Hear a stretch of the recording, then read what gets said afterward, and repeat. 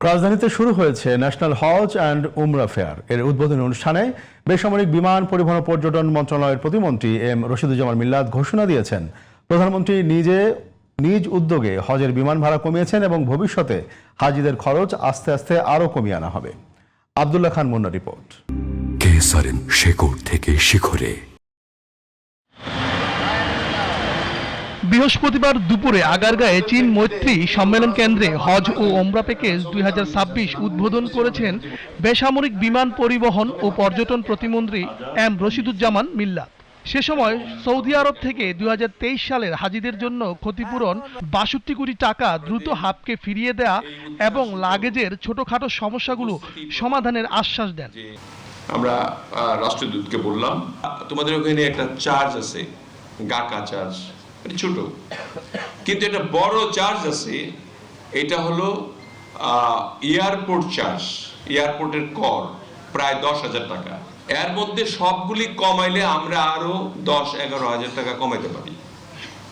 তো তাকে রিকোয়েস্ট করলাম, সে বলল যে আমাদের একটা টিম আসতেছে সেপ্টেম্বরে, হোপফুলি উই ক্যান ডু, এই কথাটা বলেছি আর কি।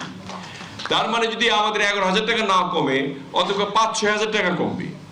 বিশেষ অতিথির বক্তব্যে ধর্মসচিব মুন্সি আলাউদ্দিন আল আজাদ হাজিদের সঙ্গে দুর্নীতি ও প্রতারকদের কঠোর হুঁশিয়ারি দেন। এমন ধরনের কার্যক্রম করবেন না যে জনগণ সরকার বিব্রত হয়। তো অবশ্যই আমরা আপনাদের ওয়েলকাম করি, বেসরকারি খাত আরো এগিয়ে যাক, কিন্তু নিরাপদ হজ এই বছরের স্লোগান, সাশ্রয়, সেদিকে খেয়াল রাখবেন। কোনোভাবেই কোনো প্রতারণা হলে বর্তমান ধর্ম মন্ত্রণালয় সর্বোচ্চ শাস্তি দিতে কার্পণ্য করবে না। হাজিদের নিয়ে কোনো ধরনের প্রতারণা বা দুর্নীতি মেনে নেওয়া হবে না বলে মন্তব্য করেন হাব নেতারা। আজকের এই মেলার উদ্দেশ্য হচ্ছে যে সরাসরি যারা হজ গমনেচ্ছুক, যারা ভাইয়েরা বোনেরা আছেন, তারা যেন সরাসরি এসে হজ মেলায় আপনাদের পছন্দনীয় যে এজেন্ট আছে, বৈধ এজেন্ট, সেই বৈধ এজেন্টের মাধ্যমে আপনারা এই নিবন্ধনটা করে হজে যাবেন। হজযাত্রীদের ভোগান্তি কমাতে এবং সার্বিক ব্যবস্থাপনায় স্বচ্ছতা নিশ্চিত করতে 163টি স্টল ও 61টি এজেন্সির অংশগ্রহণে আয়োজিত এই মেলা চলবে শনিবার রাত 9টা পর্যন্ত।